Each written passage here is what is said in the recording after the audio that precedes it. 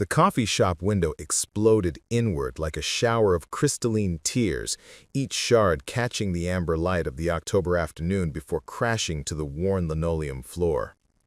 Isabella Martin felt the heat of the bullet graze her left shoulder as she dove behind the counter, her heart hammering against her ribs like a caged bird desperate for freedom.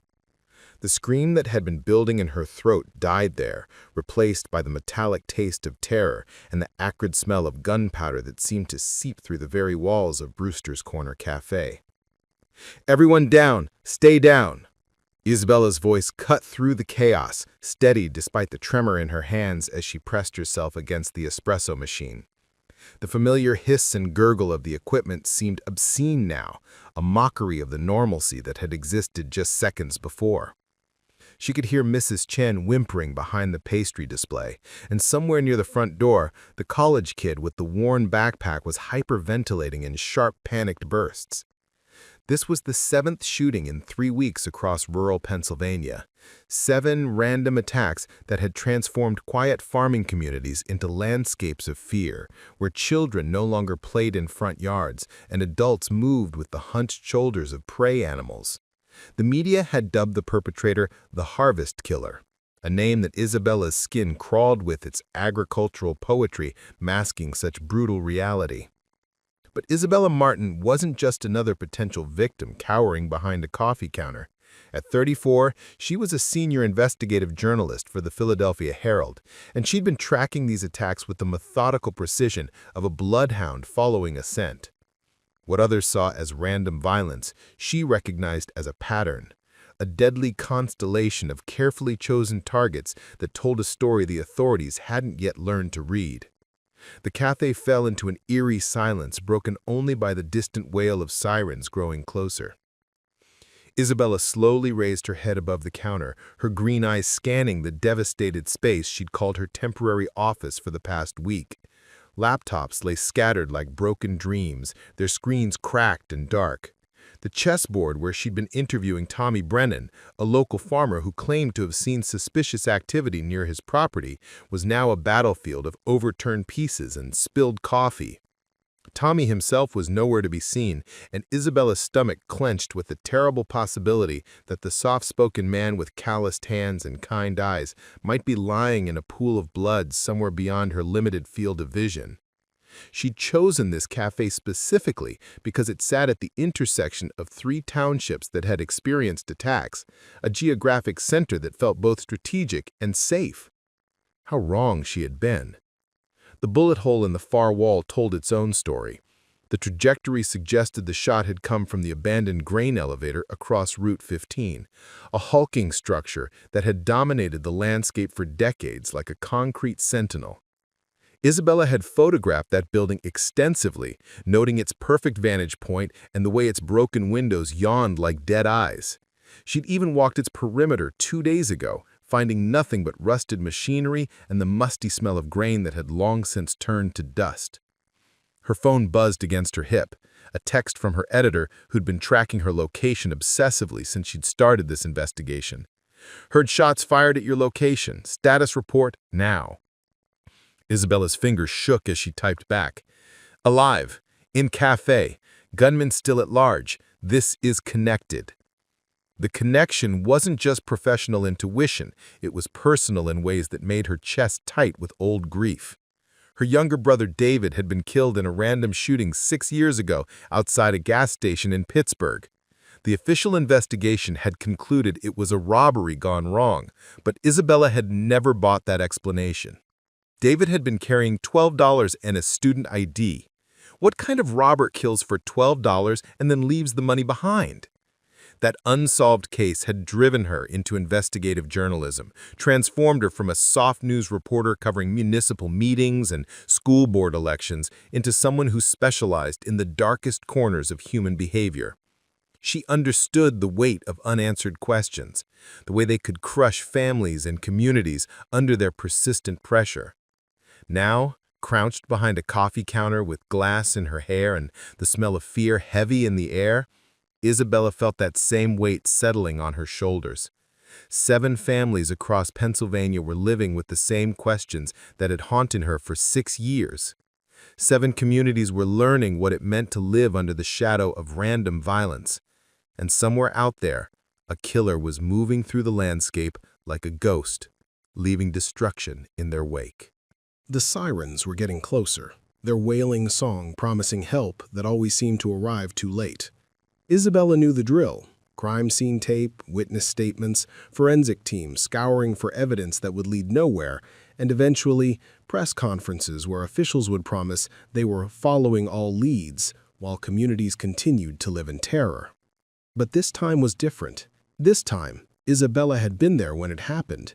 She'd felt the bullet's heat, heard the specific crack of the rifle, seen the precise angle of the shot. Most importantly, she'd been investigating these attacks for weeks, building a profile and a timeline that law enforcement seemed unable or unwilling to construct. The coffee shop's front door opened with a gentle chime that seemed absurd given the circumstances. Deputy Sheriff Maria Santos stepped through carefully, her weapon drawn and her eyes scanning the destruction with professional thoroughness. Isabella had interviewed Santos twice in the past week, once officially about the investigation's progress and once off the record about the frustrations and limitations facing local law enforcement. "Isabella, you okay?" Santos called out, and Isabella appreciated that the deputy remembered her name and location from their conversations. It spoke to the kind of attention to detail that gave her hope in the midst of chaos. Preparing and narrating this type of story took us long efforts and hard work. So, if you are enjoying the story, please consider subscribing to our channel. "Here," Isabella replied, slowly standing with her hands visible. The movement sent a sharp pain through her shoulder where the bullet had grazed her, and she realized for the first time that her white blouse was stained with blood. Not a lot, just enough to remind her how close she'd come to becoming victim number 8. As she looked around the destroyed cafe, Isabella's mind was already working, cataloging details and connections with the relentless efficiency that had made her one of Philadelphia's most respected investigative journalists. The attack had happened at 3:47 p.m., according to the wall clock that somehow remained intact. The shooter had used what sounded like a high-powered rifle, consistent with the other attacks. The angle of approach suggested someone with military or hunting experience. But there was something else, something that made her skin prickle with recognition. The timing wasn't random. Isabella had been scheduled to meet Tommy Brennan at exactly 4 p.m. to discuss his claims about suspicious activity on his property. Someone had known about that meeting. Someone had wanted to stop that conversation from taking place. As Deputy Sheriff Santos approached to take her statement, Isabella's phone buzzed again. This time it wasn't Marcus. The number was blocked, but the message made her blood run cold. "Stop digging, or the next shot won't miss. Some stones are better left unturned." Isabella stared at the screen, her journalistic instincts warring with a very human desire to run far away from whatever truth she'd stumbled toward. The message confirmed what she'd begun to suspect. These weren't random attacks by a lone gunman seeking fame or expressing rage. They were targeted, calculated, designed to eliminate specific people or prevent specific conversations. The question that would haunt her dreams and drive her investigation for the weeks to come was simple, but terrifying. What had these 7 victims known, and why was someone willing to kill to keep it secret? Isabella Martin's apartment in downtown Philadelphia felt like a museum of unfinished stories. The walls were covered with maps, photographs, and newspaper clippings connected by red string that created a web of conspiracy theories and half-formed connections. Her neighbors probably thought she was losing her mind, and some mornings, staring at the chaos of her living room while nursing her 3rd cup of coffee, Isabella wondered if they were right. The morning after the cafe shooting, she sat at her kitchen table with an ice pack pressed against her bandaged shoulder, reviewing the threatening text message for the 100th time. The words had burned themselves into her memory. "Stop digging, or the next shot won't miss. Some stones are better left unturned." She stared at the screen, her journalistic instincts warring with a very human desire to run far away from whatever truth she'd stumbled toward. She reported it to Deputy Santos, of course, but they both knew how difficult anonymous threats were to trace.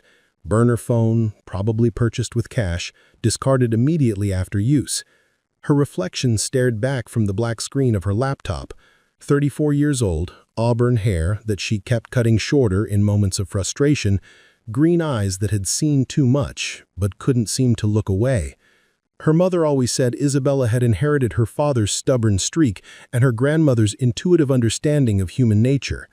Those qualities had made her an exceptional journalist, but they'd also isolated her in ways she was only beginning to understand. The apartment felt too quiet without David's voice. Even 6 years after his death, Isabella still found herself reaching for her phone to call him when something significant happened. He would have listened to her theories about the Pennsylvania attacks with the same patient attention he'd given to her childhood fears about monsters under the bed. David had been the one person who never made her feel crazy for seeing patterns others missed. Isabella's daily routine had become a ritual of obsession. She woke at 5:30 a.m., made coffee strong enough to strip paint, and spent the first 2 hours of each day updating her timeline of the attacks. 7 shootings across 6 counties spanning 3 weeks. The victims appeared random at first glance. A postal worker, a retired teacher, a young mother, a construction foreman, a pharmacy technician, a local politician, and now Tommy Brennan was missing, possibly the 8th victim. But Isabella had learned to look beyond the surface. Each victim lived in rural communities that were struggling economically. Each had been shot with precision from long range, suggesting military training or extensive hunting experience. Most intriguingly, each had been killed in locations that provided the shooter with multiple escape routes through Pennsylvania's maze of back roads and forest paths. Her investigation had revealed other patterns that made her skin crawl. 5 of the 7 victims had attended the same community college 15 years ago, though at different times and in different programs. 3 had worked for the same temporary employment agency, though again, not simultaneously. 2 had served as volunteer firefighters in neighboring townships. The connections were tenuous but persistent, like smoke that refused to dissipate. Isabella's editor, Marcus Williams, had grown increasingly concerned about her mental state. Yesterday morning, he'd called her into his office, a cluttered space that smelled of cigarettes and ambition, and sat her down with the gentle firmness of a father figure. "Isabella, you're one of the best investigative journalists I've ever worked with," Marcus had said, his thick fingers drumming against his desk. "But this story is consuming you. When's the last time you went on a date? Had dinner with friends?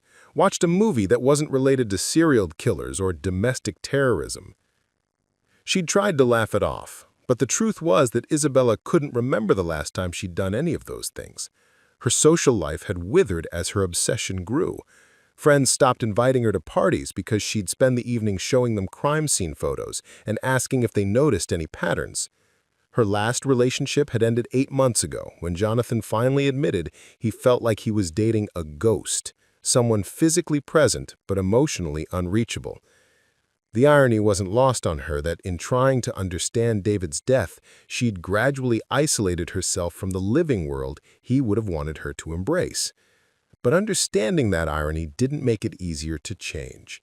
Every time she'd try to take a break from the investigation, she'd think about the families waiting for answers, the communities living in fear, and the killer who remained free to strike again. Isabella's apartment reflected her internal chaos. The kitchen sink was full of dishes because she'd been surviving on takeout and energy bars. The bedroom was dominated by boxes of case files and interview transcripts that had gradually migrated from her home office. The living room had been transformed into a command center where she spent most of her waking hours, surrounded by evidence and theories that made sense to her but seemed like madness to everyone else. Her mother called every few days, her voice carrying the careful neutrality of someone walking through a minefield. "Isabella, honey, I worry about you, living alone with all this darkness. Maybe you could come home for the weekend. We could go to that farmer's market you used to love. Maybe visit David's grave with some fresh flowers." But Isabella couldn't bear the thought of leaving Philadelphia while the investigation remained unsolved. What if the killer struck again while she was gone? What if she missed a crucial piece of evidence? The rational part of her mind recognized these fears as symptoms of obsessive behavior, but the rational part was being steadily overwhelmed by something deeper and more primitive. Her dreams had become landscapes of violence and paranoia.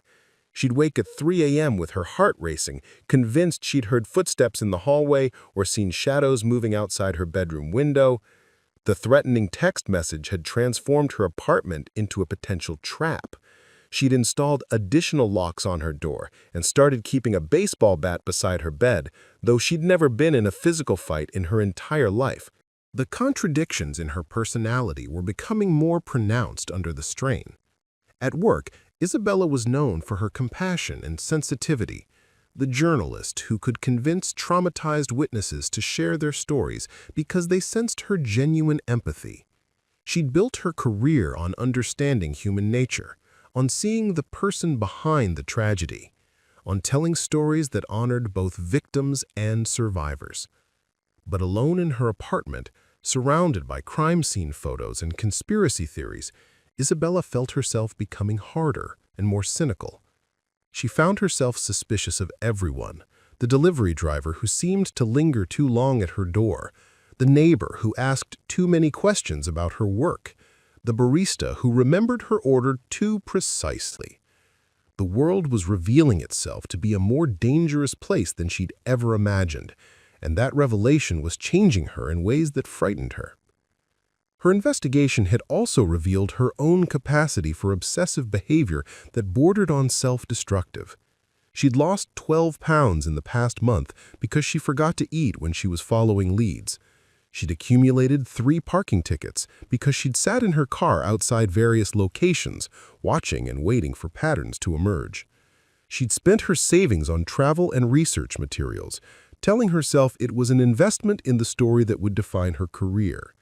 The truth was more complicated. Isabella recognized that her investigation of the Pennsylvania attacks had become a way of processing her grief about David's death. Every victim she researched, every family she interviewed, every lead she followed was also an attempt to understand what had happened to her brother 6 years ago. The cases had become conflated in her mind until they formed a single narrative of loss and injustice that demanded resolution. But resolution seemed as elusive as ever. Despite weeks of investigation, despite being present during the 7th attack, despite accumulating boxes of evidence and interviews, Isabella felt no closer to identifying the killer than when she'd started. The threatening text message suggested she was making someone nervous, but she couldn't determine what she'd discovered that warranted such a warning. As she sat in her kitchen that morning after the cafe shooting, ice pack pressed against her wounded shoulder, Isabella made a decision that would reshape everything that followed. She would not be intimidated into abandoning the investigation. She would not allow fear to silence her voice the way it had silenced 7 other voices. Whatever truth these attacks were designed to hide, she would uncover it, even if it cost her everything. The decision felt both liberating and terrifying, like stepping off a cliff with the hope that she would learn to fly before hitting the ground. Isabella understood that she was crossing a line from which there might be no return, transforming from a journalist who reported on dangerous situations into someone who actively participated in them. She picked up her phone and scrolled through her contacts until she found Tommy Brennan's number, the farmer who had claimed to have seen suspicious activity, who had been scheduled to meet with her when the shooting occurred, and who had disappeared in the chaos. If he was still alive, Tommy might hold the key to understanding what she'd stumbled into. If he was dead, his silence might be the most eloquent testimony of all. Isabella's finger hovered over the call button as she wrestled with the implications of what she was about to do. Calling Tommy would be crossing the line from passive investigation to active provocation. It would be announcing to whoever had sent the threatening message that she had no intention of backing down. But David's face smiled at her from the photograph on her refrigerator, young and optimistic, and believing in a world where justice was possible, and Isabella knew she had no choice. She pressed call and listened to the phone ring, each tone a drumbeat, leading her deeper into a mystery that had already claimed 7 lives and might soon claim an 8th. Tommy Brennan answered on the 3rd ring, his voice hoarse and shaky. Hello? Tommy? It's Isabella Martin from the Philadelphia Herald. I'm so relieved to hear your voice. Are you hurt? Where did you go after the shooting? A long pause filled the line, broken only by the sound of labored breathing. Miss Martin, I can't talk about this. Not anymore. I thought I could, but after what happened yesterday. Isabella pressed the phone closer to her ear, pacing across her kitchen floor. Tommy, listen to me. Someone tried to kill us to prevent our conversation. That means you have information they're desperate to keep secret. We can protect you, but I need to know what you saw. You don't understand. Tommy's voice cracked. These people, they're not just targeting strangers. My neighbor's dog was poisoned last night. My mailbox was blown up with an explosive device. They know where I live, where my kids go to school. I won't put my family at risk. The fear in his voice was palpable, but Isabella heard something else underneath. A man wrestling with his conscience, torn between self-preservation and moral obligation. Tommy, what did you see on your property? Just give me something to work with. Another long pause, then, barely above a whisper. There's a hunting cabin about 2 miles northeast of my farm. Been abandoned for years, but 3 weeks ago I started seeing lights there at night. Vehicles coming and going. I thought maybe kids were using it for parties, so I didn't pay much attention at first. Isabella grabbed a pen and started taking notes. What changed your mind? The timing, Tommy said. The lights always appeared the night before someone got shot, like clockwork. And the vehicles weren't teenagers' cars. They were military-styled trucks, dark colors, no license plates I could see from a distance.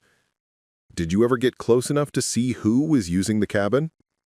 Once, last week, I was checking my fence line and I heard voices, men talking about targets and schedules and something about cleaning up loose ends. I couldn't make out specifics, but the way they were talking, professional, cold, like they were discussing a business transaction. Isabella's pulse quickened. Tommy, you need to tell this to the police. I tried. His voice turned bitter. Called the sheriff's office 3 times. They told me it was probably hunters or surveyors, nothing to worry about. Said they'd look into it when they had time, but they never showed up. The implications hit Isabella like a physical blow. Local law enforcement either couldn't or wouldn't investigate credible leads. Tommy's information suggested the attacks weren't the work of a lone gunman, but rather an organized group with access to military equipment and detailed surveillance capabilities. Most disturbing of all, someone in authority might be actively hindering the investigation. Tommy, I'm going to check out that cabin. Can you give me directions? No! The sharpness of his response startled her. Don't you understand? They're watching everything. If you go there, you'll end up like the others. These aren't random killings, Ms. Martin. These people are eliminating anyone who gets too close to the truth. What truth? Tommy, what are they trying to hide? The line went quiet for so long that Isabella wondered if the call had dropped. Finally, Tommy spoke again, his voice barely audible. I think some of the people who got killed, they might have been involved in something years ago, something that's coming back to haunt them now. What kind of something? I can't say more. Not over the phone. Maybe not at all. I've got a wife and 2 kids, Ms. Martin. I won't make them orphans for the sake of a story. Before Isabella could respond, the line went dead. She stared at her phone, frustration and understanding warring in her chest. Tommy was a family man faced with an impossible choice between moral obligation and personal survival. She couldn't fault him for choosing his family's safety, but his silence might cost other families their loved ones. Isabella spent the next hour researching property records for the area Tommy had described. The hunting cabin belonged to a holding company called Allegheny Ventures, which had purchased the property 15 years ago but hadn't filed any tax records or maintenance reports since the original purchase. The company's address led to a P.O. box in Pittsburgh that was inactive for over a decade. More intriguingly, the property purchase had been completed 6 months after several of the shooting victims had graduated from the community college Tommy had mentioned. The timing felt significant, but Isabella couldn't determine the connection. Her investigation was interrupted by a phone call from Deputy Sheriff Santos. "Isabella, I need you to come to the station. We've had some developments in the case, and I'd like to get your statement about yesterday's shooting while the details are fresh." The sheriff's station occupied a converted storefront in downtown Millfield, a building that had once housed a hardware store and still carried the faint scent of fertilizer and paint thinner. Deputy Santos led Isabella to a cramped interview room furnished with a metal table and 2 uncomfortable chairs. The fluorescent lights buzzed with the persistence of angry insects. "Before we begin," Santos said, settling into her chair with the careful movements of someone carrying too much weight on her shoulders, "I want you to know that we're taking your case seriously. The threatening text you received has been forwarded to the State Police Cyber Crimes Unit, though I'll be honest, anonymous threats are difficult to trace." Isabella appreciated the deputy's directness. "Have you been able to establish any connections between the victims?" Santos consulted a thick file folder. "We've found some interesting patterns. 5 of the 7 victims had connections to Millfield Community College, though they attended at different times. 3 had worked for the same temporary employment agency. 2 had been volunteer firefighters. The same patterns I identified. But there's something else. I spoke with Tommy Brennan this morning, and he mentioned seeing suspicious activity at a hunting cabin northeast of his farm. The activity coincided with the timing of the attacks." The deputy's expression grew serious. "Tommy Brennan is missing, Isabella. His wife called this morning.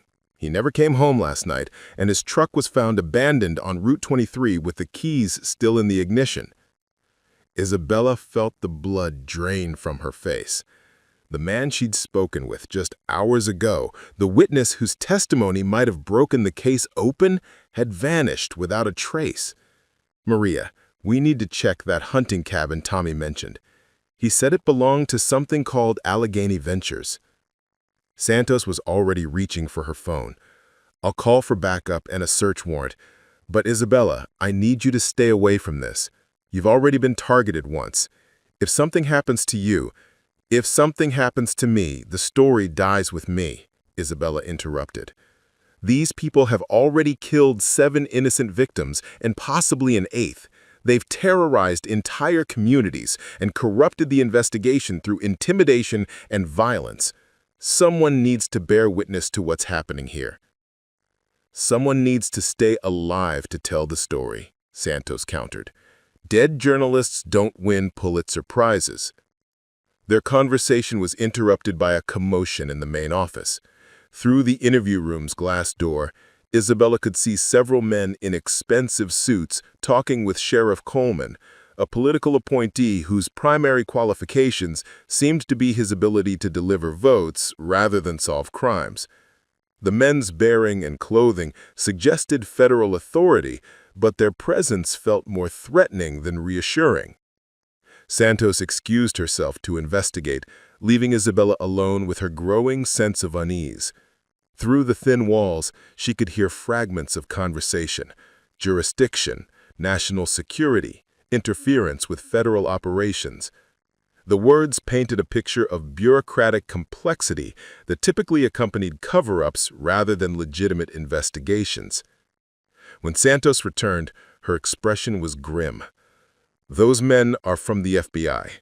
They're taking over the investigation, effective immediately. All local evidence and witness statements are being transferred to federal custody." "On what grounds?" "They claim the attacks might be related to domestic terrorism, which makes it a federal matter. Sheriff Coleman is cooperating fully." Santos's tone suggested her opinion of the sheriff's cooperation. Isabella felt a chill that had nothing to do with the building's inadequate heating system. Federal involvement might bring additional resources to the investigation, but it could also bury the truth under layers of classification and bureaucratic obstruction. Maria, I need to ask you something, and I need you to be completely honest with me. Do you think local law enforcement has been compromised? The deputy glanced toward the door, then leaned closer to Isabella. Off the record, I've been a cop for 15 years, and I've never seen an investigation handled this poorly. Evidence disappears before it can be processed. Witness statements get lost in filing systems. Forensic reports take weeks to complete when they should take days. Either we're dealing with unprecedented incompetence, or someone is actively sabotaging the investigation. Which do you think it is?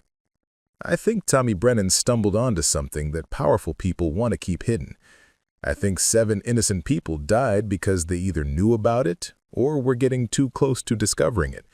And I think anyone who continues investigating is putting themselves in serious danger. As if summoned by their conversation, one of the federal agents appeared in the doorway. He was tall and lean, with the kind of generic handsomeness that suggested extensive media training. His smile was professional and completely devoid of warmth. Ms. Martin, I'm Special Agent Harrison with the FBI. I understand you've been conducting your own investigation into these unfortunate incidents. I'd like to discuss how we might coordinate our efforts. The word coordinate sounded like control in Agent Harrison's mouth. Isabella stood, extending her hand with a journalist's practiced politeness. I'd be happy to share my research with the proper authorities. When can I expect to receive information about the federal investigation in return?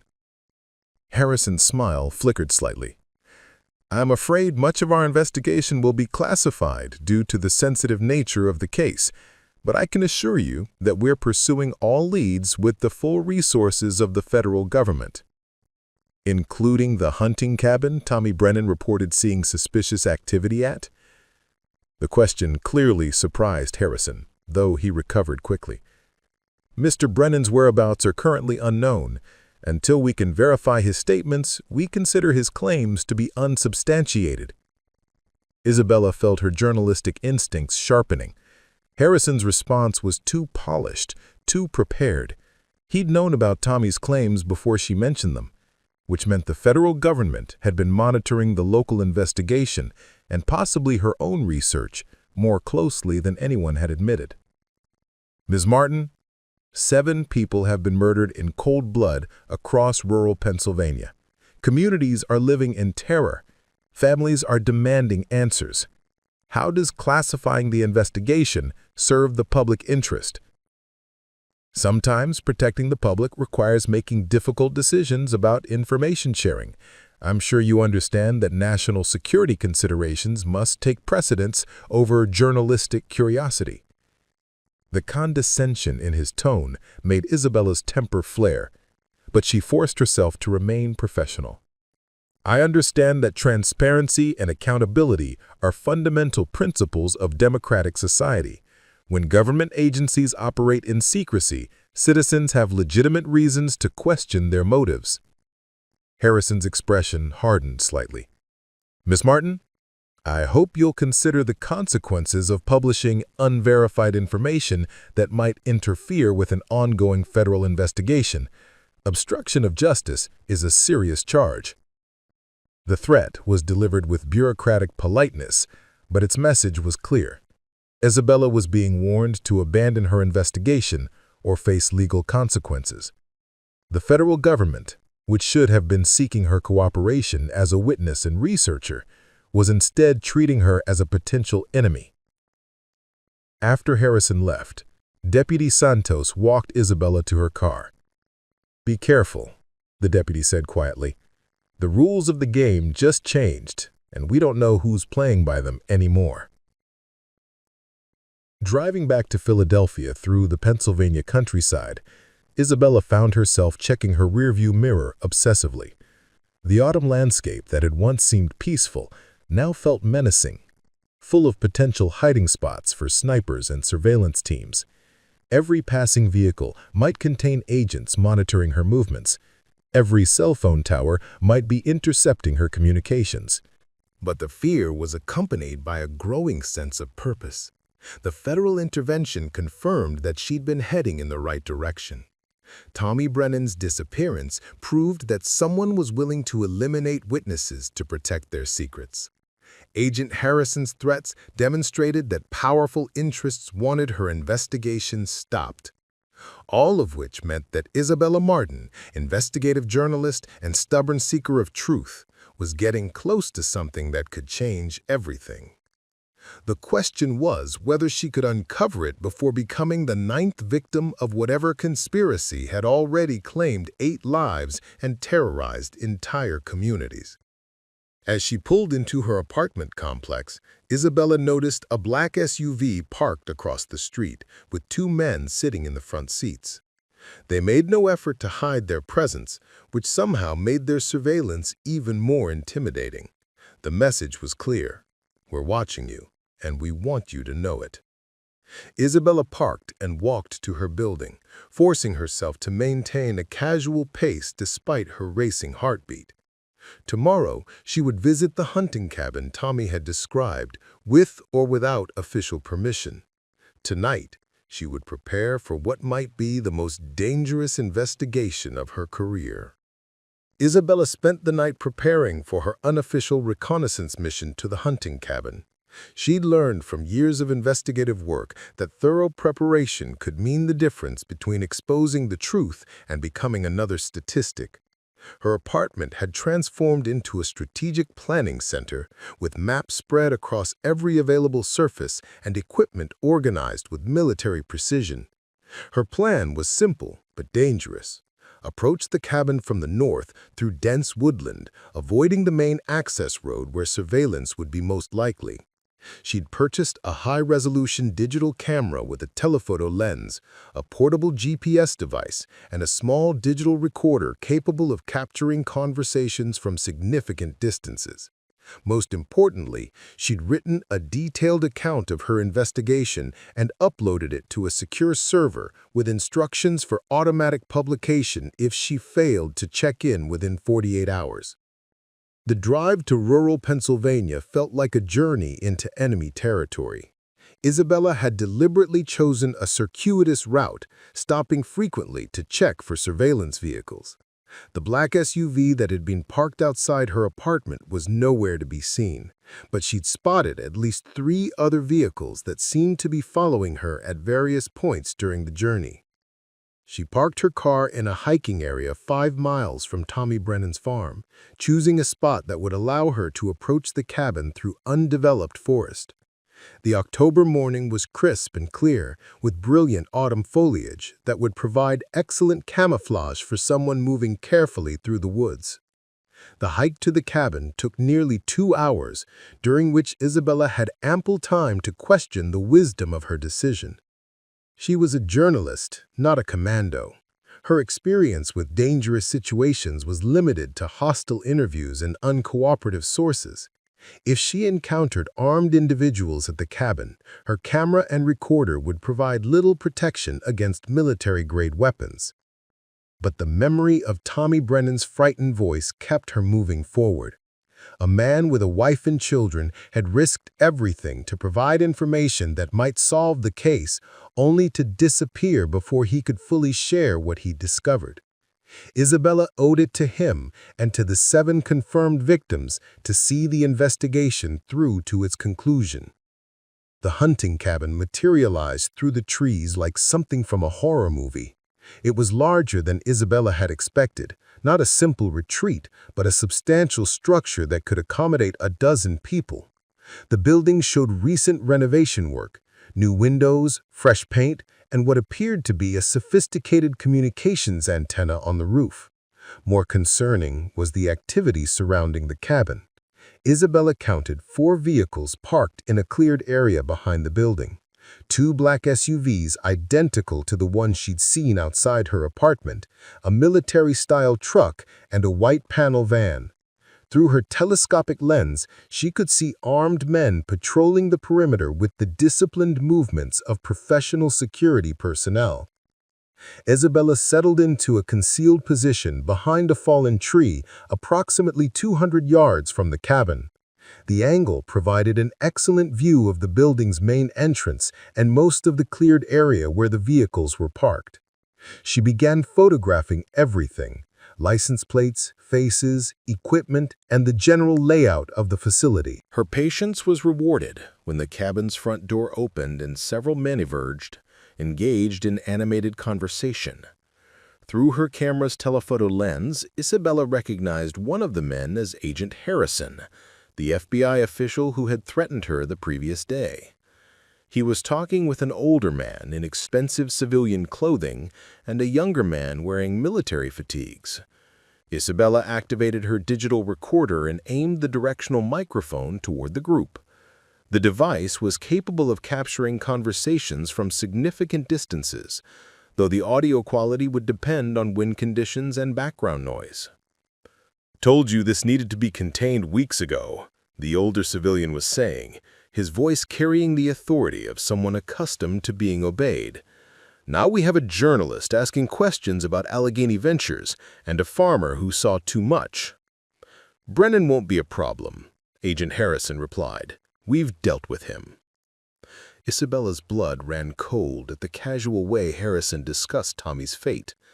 The man who had called her that morning, worried about his family's safety, had likely been murdered by the same people who were supposed to protect citizens from domestic terrorism.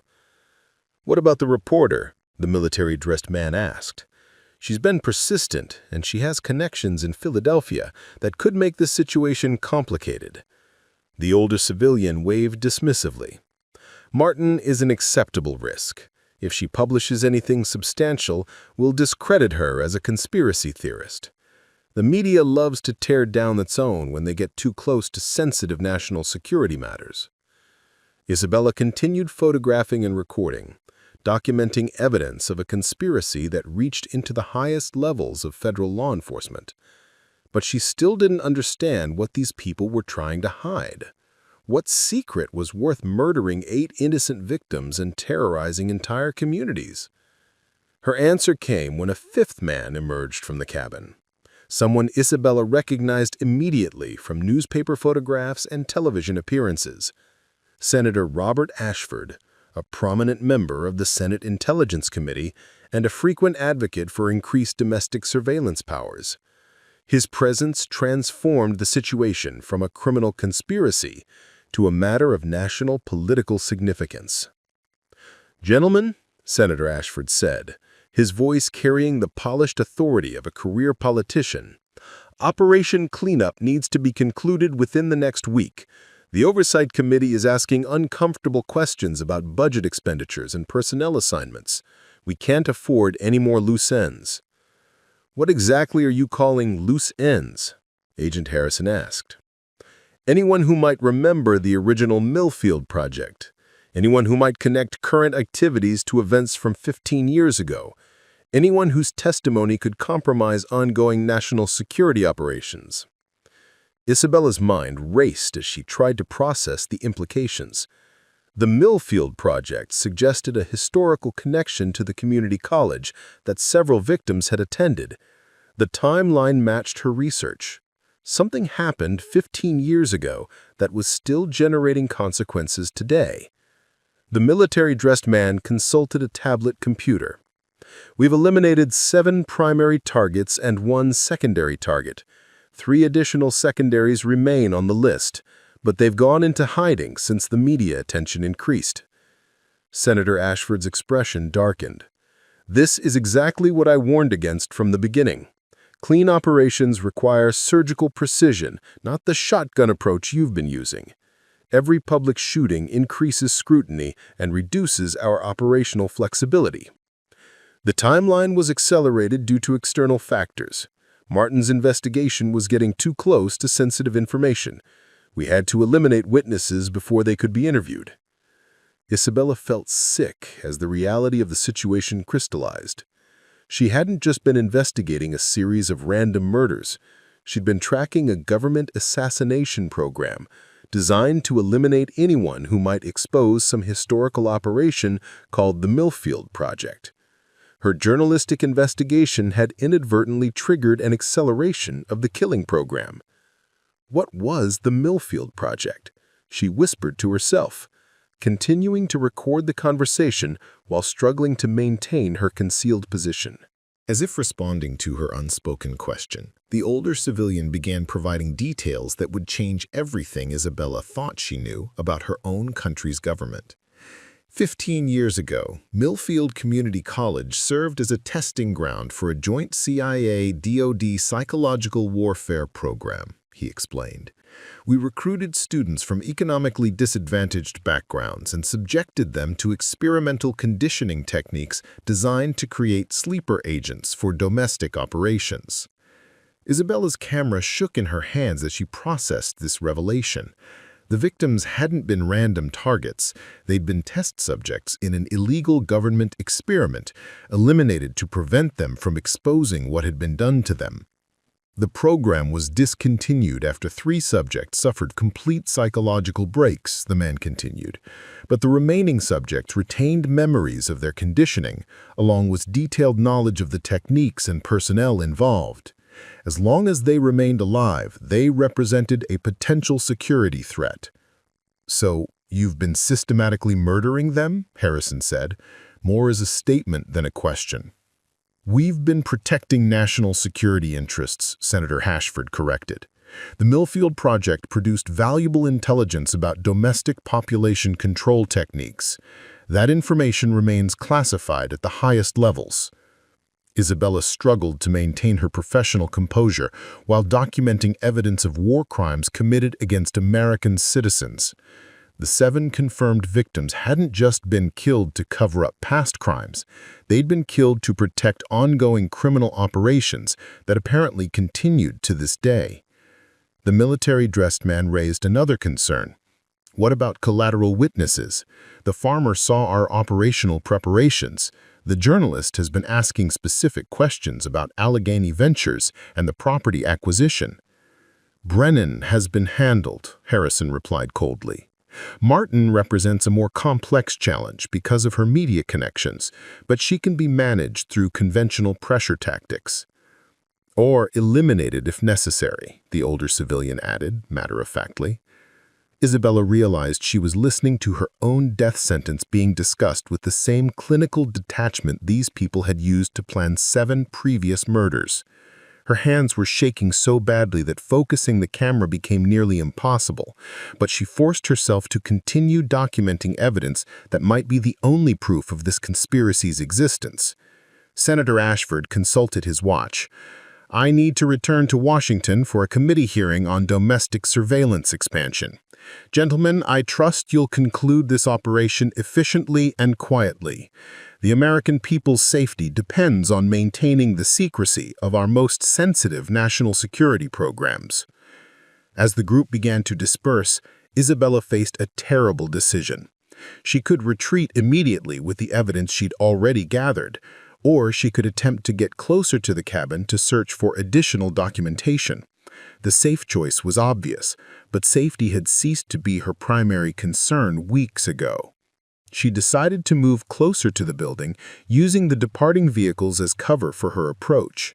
If the cabin contained files or computer records related to the Millfield Project, those documents might provide the names of other potential victims and details about the experimental program that had started this nightmare. Isabella's waited until 3 of the 4 vehicles had departed, leaving only the white panel van and 2 security personnel to guard the facility. She approached the cabin from the rear, moving through dense underbrush with painstaking care to avoid detection. The back of the building featured several windows that provided views into what appeared to be a communications center. Through her telephoto lens, Isabella could see computer workstations, wall-mounted monitors displaying what looked like surveillance footage, and filing cabinets that might contain the documentation she needed. But gaining access to the building would require crossing 30 yards of open ground in broad daylight, with armed guards patrolling the perimeter. Isabella was an investigative journalist, not a special operations soldier. The risk of capture or death was enormous. Her decision was made for her when she heard voices approaching from the direction she'd used to reach her current position. The remaining guards were conducting a security sweep, moving through the forest in a pattern that would bring them directly to her hiding place within minutes. Isabella had three options: surrender and hope for mercy from people who had already murdered 8 innocent victims, attempt to flee through unfamiliar terrain while being pursued by professional security personnel, or try to reach her car and escape before they could organize an effective pursuit.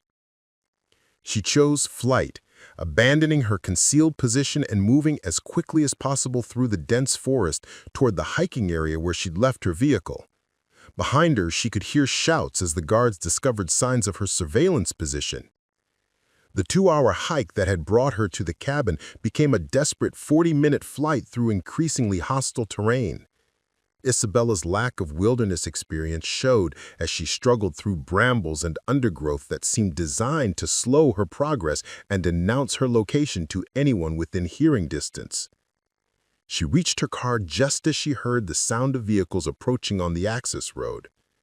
Isabella's hand shook as she started the engine, but years of urban driving had prepared her for high-stress situations involving mechanical equipment. The car started immediately, and she was moving before her pursuers emerged from the forest. The drive back to Philadelphia became a high-speed chess game as Isabella attempted to evade pursuit while maintaining enough safety margin to avoid drawing police attention. She used every evasive driving technique she'd learned from action movies and urban traffic navigation, changing routes frequently and monitoring her rearview mirror obsessively. By the time she reached her apartment, Isabella was reasonably confident that she'd escaped immediate pursuit, but she knew her safety was temporary at best. The people she'd been recording were responsible for at least 8 murders and had the resources of federal law enforcement at their disposal. Her evidence was damning, but it would be meaningless if she didn't survive long enough to publish it. Isabella uploaded her photographs and audio recordings to multiple secure servers, then began writing the story that would either establish her reputation as one of America's most important investigative journalists or result in her death. The weight of what she'd discovered was almost overwhelming. A secret government program that had subjected American college students to illegal psychological experiments, followed by a systematic assassination campaign to eliminate witnesses and evidence. As she wrote, Isabella realized that her investigation had uncovered something far more significant than a series of random murders. She documented evidence of ongoing war crimes committed by the American government against its own citizens. The Millfield Project represented a level of institutional corruption that challenged fundamental assumptions about democracy and constitutional protection. The story would destroy careers, topple government officials, and potentially trigger congressional investigations that could reshape American intelligence operations. But first, Isabella had to survive long enough to tell it. Her phone rang as she was finishing the first draft. The caller ID showed a blocked number, but Isabella answered immediately, knowing that avoiding the call would only delay an inevitable confrontation. "Miss Martin, this is Senator Ashford. I believe we need to have a conversation about your recent activities and how they relate to matters of national security. Would you be available to meet with me tomorrow morning?" The senator's voice was polite and reasonable, but Isabella heard the underlying threat clearly. She was being summoned to her own execution, dressed up as a patriotic duty to protect national security interests. "Senator, I'd be happy to discuss my reporting with you. Should I bring my attorney?"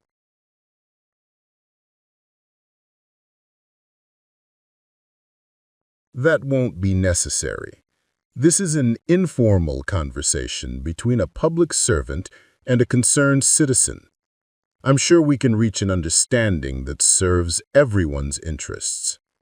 Isabella understood that her life now depended on the story she'd been writing. If she could publish her evidence before the meeting with Senator Ashford, she might have enough public attention to protect herself from retaliation. If not, she would likely become the 9th victim of the conspiracy she'd worked so hard to expose. "I'll see you tomorrow morning, Senator. Thank you for your call." As she hung up the phone, Isabella realized that she had approximately 12 hours to complete the most important story of her career, and possibly the last story she would ever write. Isabella worked through the night with the desperate intensity of someone racing against time and death. Her apartment had become a fortress of journalism, with every door and window locked, every blind drawn, and her laptop positioned so she could monitor the hallway while typing.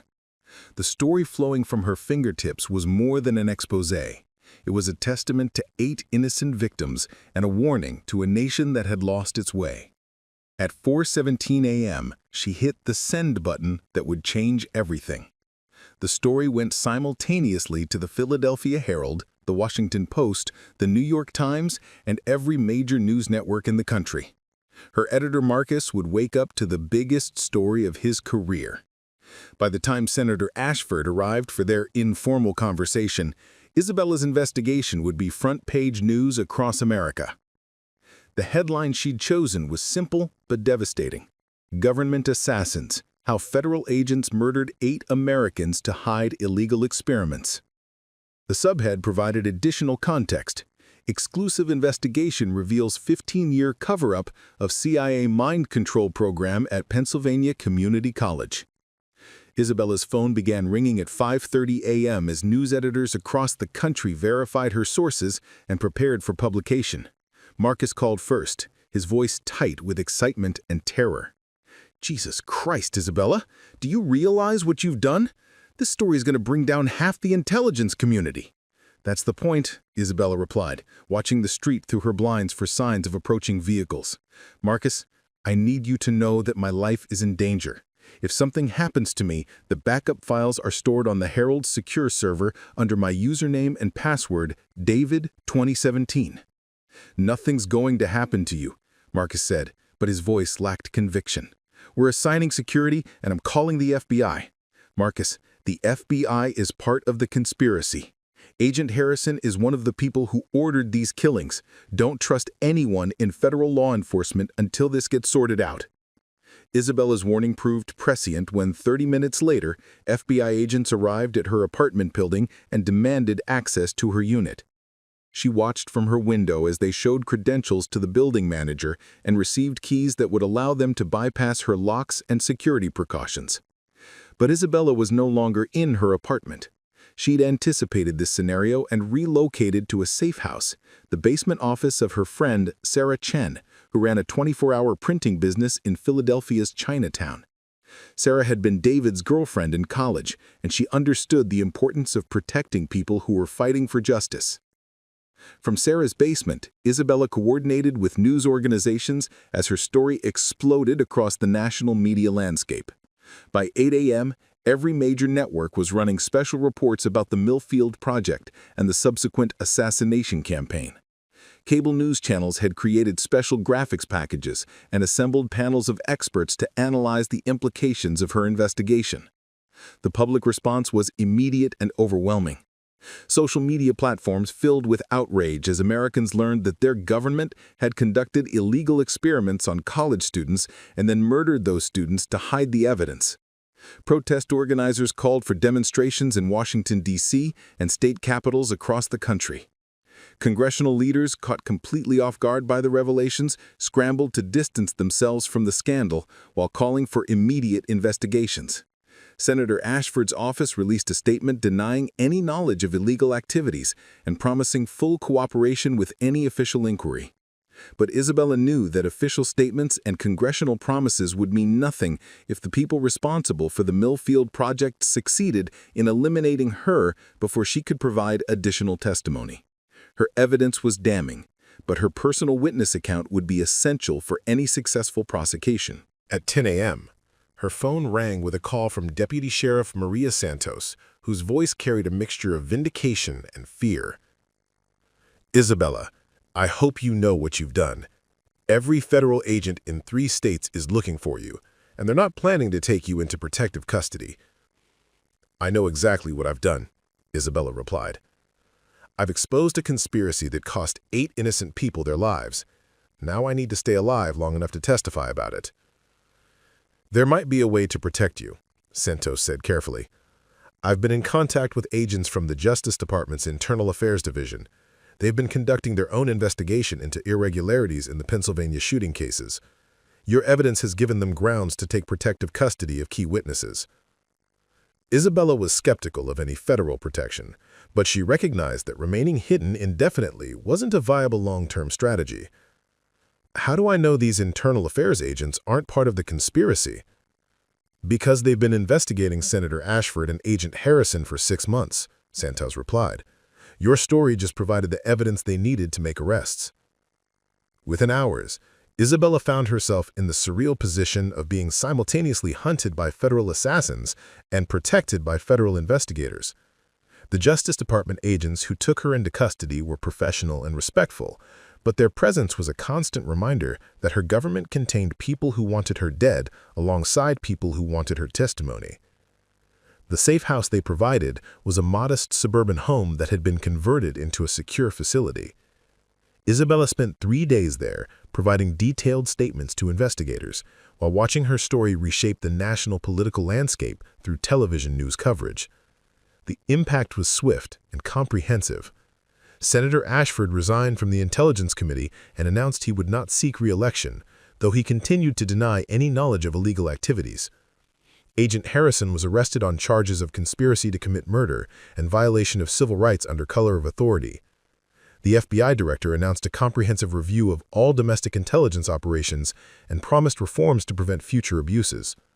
Most importantly, the surviving victims of the Millfield Project began to emerge from hiding. 3 individuals who had attended the community college 15 years ago came forward with their own accounts of the experimental program. Their testimony corroborated Isabella's investigation and provided additional details about the psychological conditioning techniques that had been used on unwilling test subjects. Dr. Elizabeth Warren, not the senator but a psychologist who had originally been recruited to design the Millfield Project before becoming disgusted with its methods, emerged from 15 years of self-imposed exile to provide devastating testimony about the program's illegal activities. Her detailed records, which she had hidden in anticipation of eventual exposure, documented human rights violations that violated both American law and international treaties. The justice system's response was unprecedented in its scope and severity. A special prosecutor was appointed to investigate all aspects of the Millfield Project and its aftermath. Congressional committees launched parallel investigations with subpoena power and public hearings. International human rights organizations called for independent monitoring of American intelligence operations. Isabella found herself at the center of a political earthquake that would reshape American intelligence policy for generations. Her testimony before Congress was broadcast live to a national audience that hung on every word. The story she told, of innocent college students subjected to illegal experiments, followed by systematic assassination of witnesses, became a defining moment in the ongoing struggle between government secrecy and democratic accountability. But the personal cost of her investigation remained heavy. Tommy Brennan's body was discovered 3 weeks after Isabella's story broke, buried in a shallow grave near the hunting cabin where she'd recorded the conspiracy. His wife and children attended the funeral with the quiet dignity of people who had always known their husband and father was a hero, even when the world refused to recognize his sacrifice. The 7 other confirmed victims received posthumous recognition as the investigation revealed their true stories. They hadn't been random targets, but rather survivors of an illegal government program who had been murdered to protect institutional secrets. Their families finally received answers to questions that had haunted them for months, along with federal compensation that could never truly address their losses. Isabella's own healing process began slowly, aided by trauma counseling and the support of colleagues who understood the psychological toll of investigating systemic violence. She learned to sleep without checking locks obsessively and to drive without constantly monitoring her rearview mirror. The hypervigilance that had kept her alive during the investigation gradually faded as the people responsible for the threats were arrested and prosecuted. The apartment that had served as her command center during the investigation was transformed back into a home. The crime scene photographs came down from the walls, replaced by artwork and family photos. The evidence boxes were turned over to federal investigators, and Isabella reclaimed her living space from the conspiracy that had consumed her life for months. But some changes were permanent. Isabella's investigation had established her as one of America's premier investigative journalists, bringing job offers from major publications and television networks. More importantly, it had connected her with a community of journalists, activists, and government reformers who shared her commitment to accountability and transparency. She chose to remain at the Philadelphia Herald, using her enhanced platform to investigate other cases of government abuse and corporate corruption. Her work took on a different character after the Millfield investigation, still rigorous and thorough, but informed by a deeper understanding of how institutional power could be used to silence inconvenient truths. The Millfield families established a foundation dedicated to protecting whistleblowers and supporting investigative journalism. Isabella served on the board, helping to fund other journalists who were pursuing dangerous stories about government misconduct. The foundation's work ensured that the victims' deaths would continue generating positive change long after the immediate political fallout had faded. 2 years after the story broke, Isabella returned to the cafe in Millfield where the 7th shooting had occurred. The building had been renovated and reopened as a community center dedicated to Tommy Brennan's memory. Local residents had commissioned a memorial garden where families could gather to remember loved ones and celebrate the courage of ordinary people who stood up for justice. Standing in that peaceful space, surrounded by flowers and photographs of the victims, Isabella reflected on the investigation that had changed her life and her understanding of American democracy. The Millfield Project represented a fundamental betrayal of the social contract between government and citizens, but the exposure of that betrayal had also demonstrated the power of journalism to hold institutions accountable.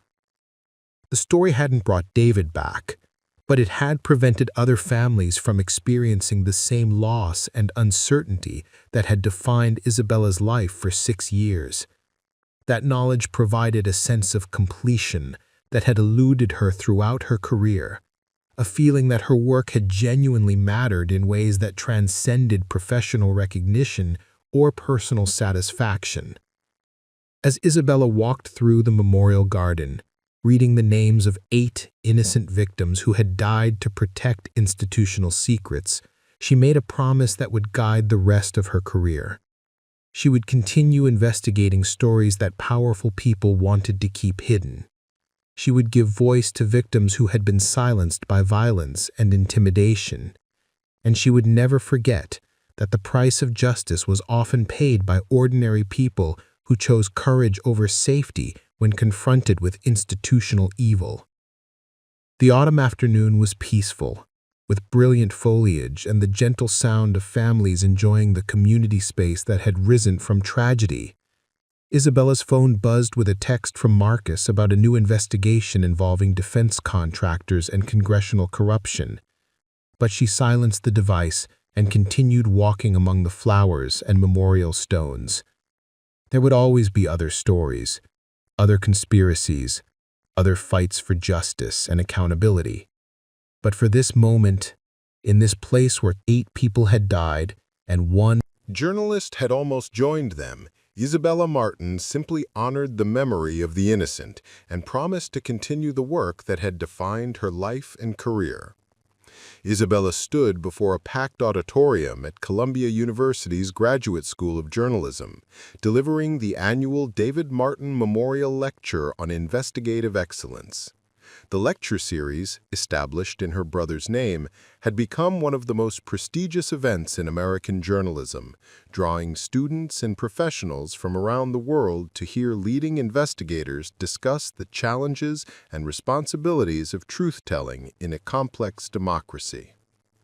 Investigative journalism is not about being fearless, Isabella told the eager faces in the audience. It's about being afraid and doing the work anyway, because some stories are too important to leave untold, even when telling them puts you at risk. The applause was warm and sustained, but Isabella's attention was drawn to a young woman in the third row whose intensity reminded her of herself 15 years earlier. After the lecture, the student approached with questions about the Millfield investigation and its aftermath. "Professor Martin, how do you maintain hope when you're investigating institutional corruption that seems so pervasive and entrenched?" Isabella smiled at the familiar question. "You maintain hope by remembering that every investigation, no matter how dark, is ultimately about protecting innocent people and holding power accountable. The moment we lose sight of that human element, we risk becoming as cynical as the people we're investigating." The Millfield Project prosecutions had concluded 6 months earlier with convictions that sent shockwaves through the intelligence community. Senator Ashford received a 15-year prison sentence for conspiracy to commit murder and violation of civil rights.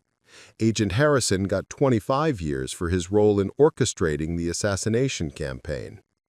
12 other federal employees received sentences ranging from probation to life imprisonment, depending on their level of involvement. More importantly, the scandal had triggered comprehensive reforms in how intelligence agencies conducted domestic operations. New oversight mechanisms required multiple levels of approval for any activities involving American citizens. Independent monitoring boards gained access to previously classified programs. Congressional intelligence committees received enhanced powers to investigate potential abuses. The changes weren't perfect, institutional reform never was, but they represented genuine progress toward accountability and transparency. Isabella's investigation had demonstrated that even the most secretive government programs could be exposed when journalists were willing to take risks and citizens were willing to demand answers. 5 years later, Isabella's wedding to Dr. Michael Torres, a trauma surgeon she'd met during her recovery from the Millfield investigation, took place in the memorial garden that had been built at the site of Tommy Brennan's farm. The garden had grown into a beautiful space where families gathered for picnics and children played among flowers that bloomed in memory of 8 innocent victims. The ceremony was small and intimate, attended by the families of the Millfield victims, colleagues from the Philadelphia Herald, and friends who had supported Isabella through her darkest moments. Deputy Sheriff Maria Santos, now Chief of Police in Millfield, served as maid of honor.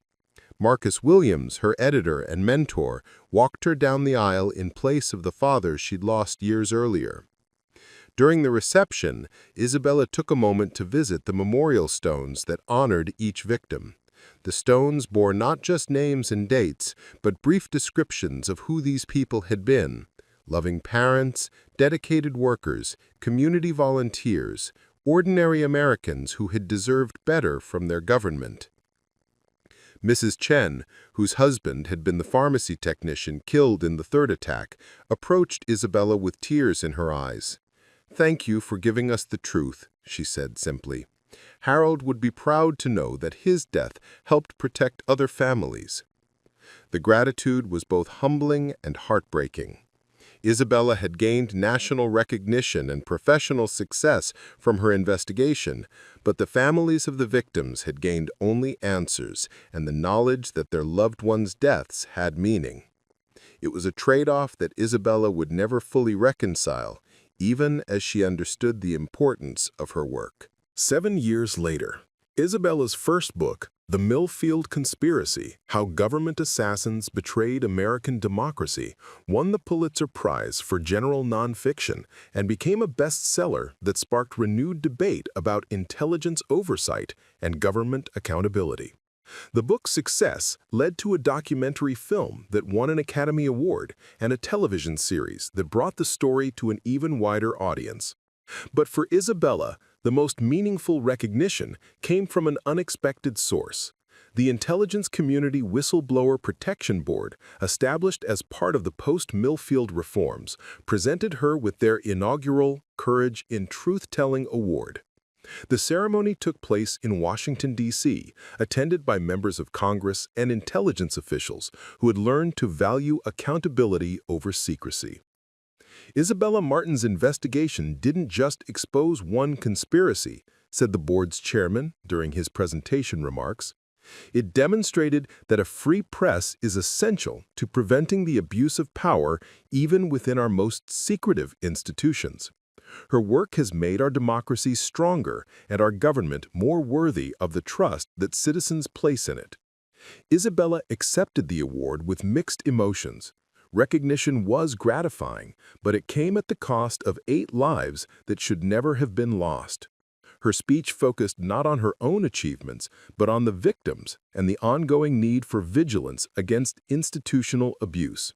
10 years later, Isabella's daughter Sarah, named after the friend who had provided sanctuary during the most dangerous phase of the investigation, celebrated her 2nd birthday in the same memorial garden where her parents had been married.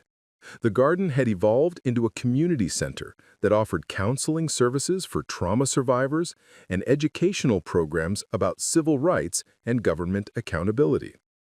The garden had evolved into a community center that offered counseling services for trauma survivors and educational programs about civil rights and government accountability.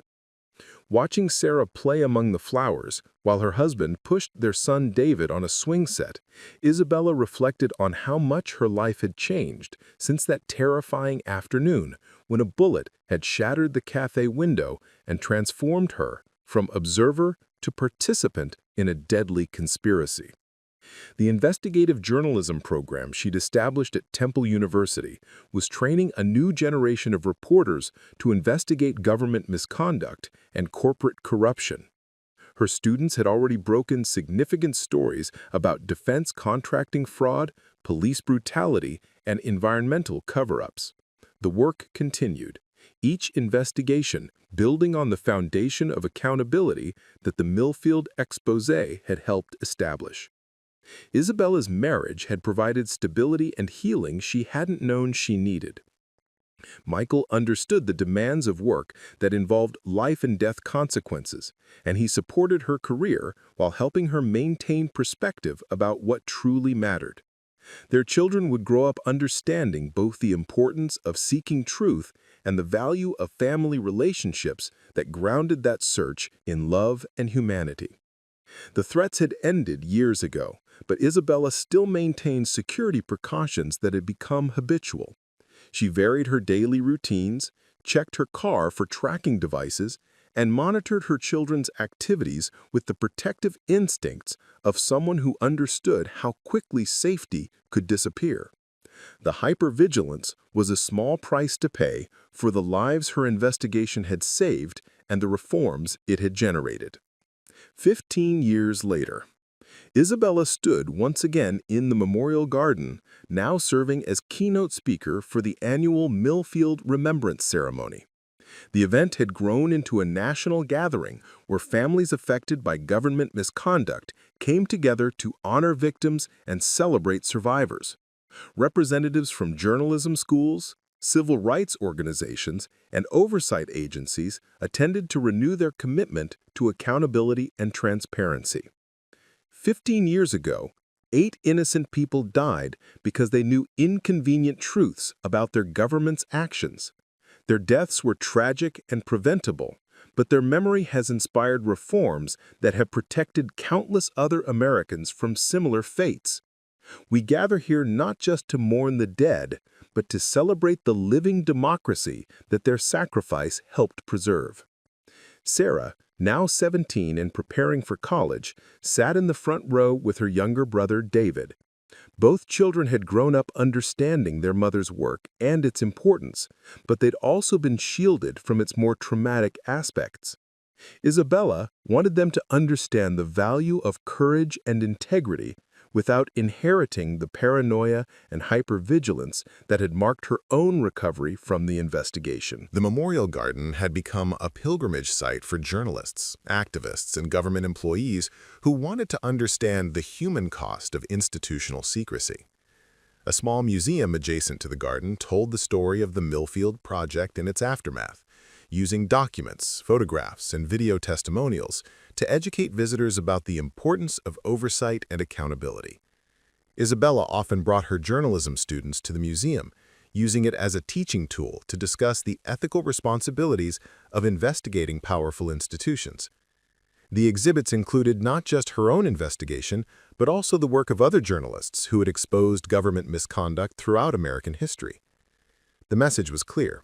Democracy required constant vigilance and the courage to speak truth to power. 20 years later, Isabella Martin, now 54 and professor emeritus at Temple University, published her final book, After Millfield: 2 Decades of Democracy and Accountability. The book examined how the investigation had influenced American journalism, government reform, and public discourse about institutional power. More personally, it reflected on how exposure to systemic violence had shaped her understanding of justice, family, and the responsibilities of citizenship. The book's epilogue was written in the memorial garden where so much of her adult life had unfolded. Isabella described watching her children grow up in a democracy that was imperfect but responsive, flawed but capable of reform when citizens demanded accountability from their institutions. Sarah had followed her mother into journalism, specializing in environmental reporting that held corporations accountable for pollution and climate change. David had chosen medicine like his father, but he'd also inherited his mother's commitment to social justice, working with medical organizations that provided health care to underserved communities. Both children understood that their relatively privileged lives had been built on the foundation of their mother's courage during a moment when truth-telling could have cost her everything. They'd inherited not her trauma, but her values, the belief that ordinary people could make extraordinary differences when they chose principle over safety. Isabella's marriage to Michael had lasted 23 years, sustained by mutual respect and a shared understanding that meaningful work sometimes required personal sacrifice. Michael had supported her through the nightmares and hypervigilance that followed the investigation, helping her rebuild the sense of safety without abandoning her commitment to dangerous but important stories. Their relationship had been tested by the demands of investigative journalism, late nights, extended travel, and the constant awareness that Isabella's work made her a target for people who preferred that certain truths remain hidden. But it had also been strengthened by their shared commitment to using their skills and resources to protect vulnerable people and hold powerful institutions accountable. 25 years later, Isabella celebrated her 60th birthday surrounded by 3 generations of family and friends in the memorial garden that had become the most important place in her life. Her grandchildren, Sarah's 2 daughters and David's son, played among the flowers that had been planted in memory of 8 people they'd never met, but whose deaths had shaped their family's commitment to justice and accountability. The garden itself had evolved into a living monument to the power of investigative journalism and democratic accountability. The memorial stones remained, but they were now surrounded by a thriving community center that offered educational programs, support services for trauma survivors, and meeting spaces for organizations working on government reform and civil rights issues.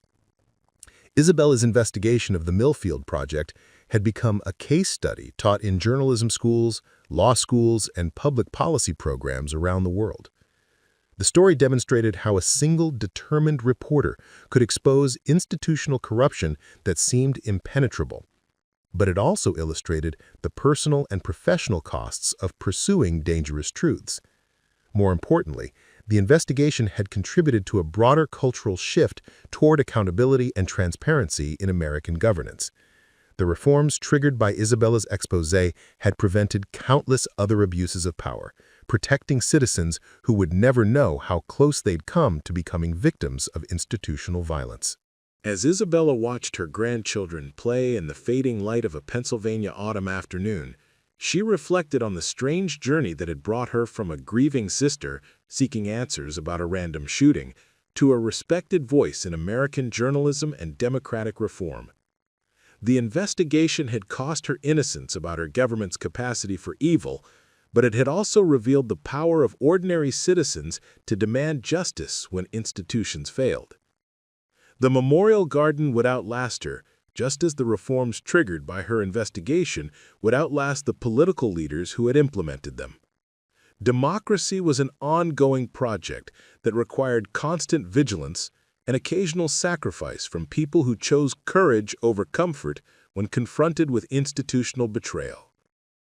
Isabella's phone buzzed with a text from a young journalist seeking advice about investigating a potential government cover-up.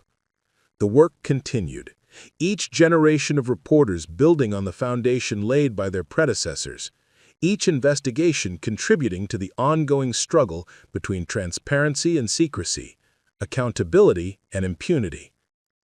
As the sun set over the memorial garden, Isabella silenced her phone and focused on her family. Tomorrow would bring new challenges and new stories, but tonight belonged to the people she loved and the community that had grown from tragedy into something beautiful and enduring. The autumn air carried the scent of flowers planted in memory of 8 innocent victims whose deaths had inadvertently triggered one of the most important investigations in American journalism history. Their names were carved in stone, but their legacy lived in the democracy their sacrifice had helped protect and strengthen. Isabella Martin's investigation of the Millfield conspiracy was complete, but the work of building a more accountable and transparent democracy would continue for generations to come. In that continuation, in that ongoing commitment to justice and truth-telling, the victims had achieved a form of immortality that transcended their tragic deaths.